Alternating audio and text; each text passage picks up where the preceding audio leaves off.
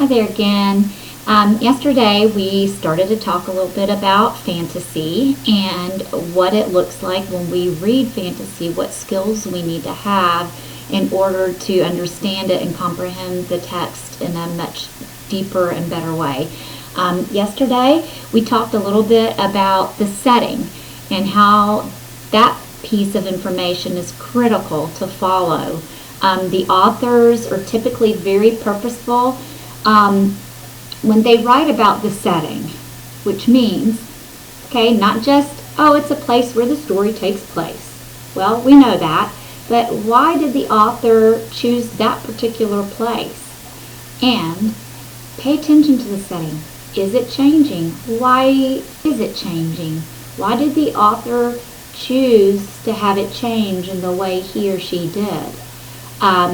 Those points are critical when we start to read a piece of fantasy writing. As we noted yesterday in The Thief of Always by Clive Barker, in chapter 1, we've already come across one particular setting, which was at Harvey's house. It was a gray beast of February, okay, so to speak. So it was dreary, it's cloudy, it's rainy. So that setting we need to pay attention to. As I continue to read in chapter 2 today, you'll notice a change in the setting.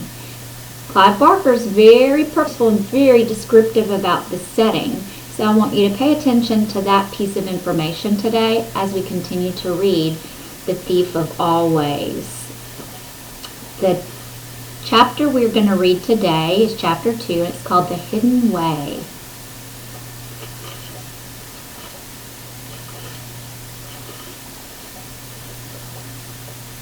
Harvey said nothing about his particular visitor to either his mom or his dad, in case they put locks on the windows to stop Rictus returning to the house. But the trouble with keeping the visit a secret was that after a few days, Harvey began to wonder if he'd imagined the whole thing. Perhaps he'd fallen asleep at the window, he thought, and Rictus had simply been a dream. He kept hoping, nevertheless. "Watch for me," Rictus had said. And Harvey did just that. He watched from the window of his room. He watched from his desk at school. He even watched with one eye when he was laying on his pillow at night. But Rictus didn't show. And then about a week after that first visit, just as Harvey's hope was waning, his watchfulness was rewarded. On his way to school one foggy morning, he heard a voice above his head and looked up to see Rictus floating down from the clouds. His coat swelled up around him so that he looked fatter than a prize pig. "How you doing?" he said as he descended. "I was starting to think I'd invented you," Harvey replied. "You know, like a dream." "I get that a lot," Rictus said, his smile wider than ever. "Particularly from the ladies. You're a dream come true, they say." He winked. "And who am I to argue? You like my shoes?" Harvey looked down at Rictus's bright blue shoes. They were quite a sight, and he said so. "I got 'em given by my boss," Rictus said. "He's very happy that you're coming to see him and visit him. So, are you ready?" "Well, it's no use wasting time," Rictus said. "There may not be room for you tomorrow." "Can I just ask one question?" "I thought we agreed." "I know, but just one." "All right, one." "This place far from here?" "Nah, it's just across town." "So I'd only be missing a couple of hours of school?" "That's two questions," Rictus said. "No, I'm just thinking out loud." Rictus grunted. Look, he said, I'm not here to do a great song and dance persuading you. I've got a friend called Jive that does that. I'm just a smiler. I smile and I say, come with me to the holiday house, and if folks don't want to come, he shrugged, hey, that's their hard luck. With that, he turned his back on Harvey. Wait, Harvey protested. I want to come, but just for a little while. You can stay as long as you like, Rictus said, or as little.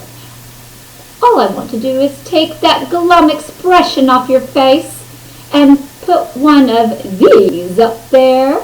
His grin grew even larger. Is there any crime in that? No, Harvey said. That's no crime. I'm glad you found me. I really am. So, what if he missed all of the morning at school? He thought it to be no great loss. Maybe an hour or two of the afternoon as well, as long as he was back home by 3 or 4, or certainly before dark. I'm ready to go, he said to Rictus. Lead the way. Millsap, the town in which Harvey had lived all his life, wasn't very big, and he thought he'd seen just about all of it over the years, but the streets, he knew, were soon behind him, and though Rictus was setting a fair speed, Harvey made sure he kept a mental list of landmarks along the way in case he had to find his way home on his own. A butcher shop with 2 pigs' heads hanging from hooks. A church with a yard full of old tombs beside it. The statue of some dead general covered from hat to stirrups in pigeon dung. All these sights and more he noted and filed away. And while they walked, Rictus kept a stream of idle chatter. I hate the fog, just hate it, he said. And there will be rain by noon. We'll be out of it, of course. He went on from talk of rain to the state of the streets. Look at this trash all over the sidewalk. It's shameful. And the mud, it's making a fine old mess of my shoes. He had plenty more to say, but none of it was very enlightening. So after a while, Harvey gave up listening. How far was this holiday house? He began to wonder. The fog was chilling him, and his legs were aching. If they didn't get there soon, he was going to turn back. I know what you're thinking, said Rictus. I bet you don't. You're thinking this is all a trick. You're thinking Rictus is leading you on a mystery tour and there's nothing at the end of it. Isn't that true? Maybe a little. Well, my boy, I've got news for you. Look up ahead. He pointed, and there, not very far from where they stood, was a high wall, which was so long that it disappeared into the fog to the right and the left. What do you see? Rictus asked him. A wall, Harvey replied, though the more he stared at it, the less certain of this he was. The stones, which had seemed solid enough at first sight, now looked to be shifting and wavering, as though they'd been chiseled from the fog itself and piled up here to keep out prying eyes. It looks like a wall, Harvey said, but it's not a wall.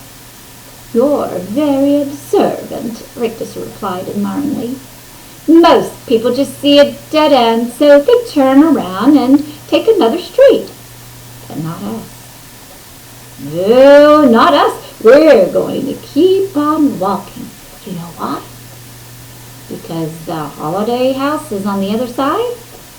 What a miraculous kid you are, Rictus replied. That's exactly right. Are you hungry, by the way? starving. Well, there's a woman waiting for you in the house called Mrs. Griffin, and let me tell you, she is the greatest cook in all of America land. I swear on my tailor's grave, anything you can dream of eating, she can cook. All you have to do is ask. Her deviled eggs, mwah! He smacked his lips. Perfection! I don't see a gate, Harvey said. That's because there isn't one. So how do we get in? Just keep walking. Half out of hunger, half out of curiosity, Harvey did as Rictus had instructed, and as he came within 3 steps of the wall, a gust of balmy flower-scented wind slipped between the shimmering stones and kissed his cheek. Its warmth was welcome after his long, cold trek, and he picked up his pace, reaching out to touch the wall as he approached it. The misty stones seemed to reach for him in their turn, wrapping their soft gray arms around his shoulders and ushering him through the wall. He looked back at the street he'd stepped out of, with its gray sidewalks and gray clouds, had already disappeared. Beneath his feet, the grass was high and full of flowers. Above his head, the sky was midsummer blue, and ahead of him, set at the summit of a great slope, was a house that surely had been first imagined in a dream. He didn't wait to see if Rictus was coming after him, nor to wonder how the gray beast February had been slain, this warm day risen in its place. He simply let out a laugh that Rictus would have been proud of, and hurried up the slope and into the shadow of the dream house. So that right there is chapter 2. A major change in setting as we concluded chapter 2. So I hope you noted that. There's a definite reason Clive Barker changed the setting there. So as readers, we need to make note of that. We went from that dreadful gray beast of February to blue skies and warmth enveloping him. So keep that in mind as to why Clive Barker did such a drastic change in this setting. So we'll keep working on The Thief of Always, and I will see you soon with chapter 3.